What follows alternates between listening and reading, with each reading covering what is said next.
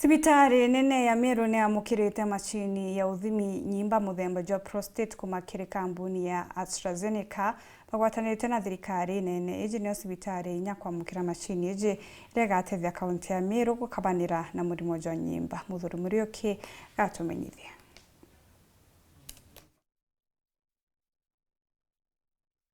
State-of-the-art ultrasound biopsy machines, mostly targeting diagnosis of prostate cancer, and the purpose of equipping these 7 centers is because so that geographically the country can be well equipped with machines targeting early diagnosis and early detection, promoting early treatment of prostate cancer.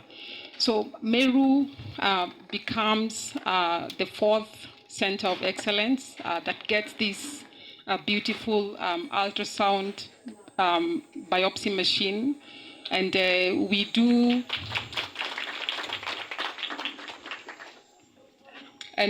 we take this initiative in partnership with the national government and the National Cancer Institute.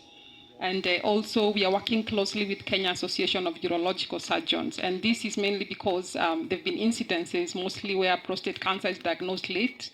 And this machine, just prostate cancer alone, it comes with a probe that gives a 2D dimension. The imaging team and the urologists and the oncologists will understand better the advantages of having this state-of-the-art machine at MERU Teaching and Referral Hospital. Because what the county government and all the stakeholders are doing is a noble venture to ensure that health care is accessible to everyone. With what has been established today, Honorable Elizabeth Kairamia said, through our commitment, she is going to give essentials to support the programs that we have launched today. Our office majorly deals with the basis that come as a result of gender-based violence, and one among is teenage pregnancies.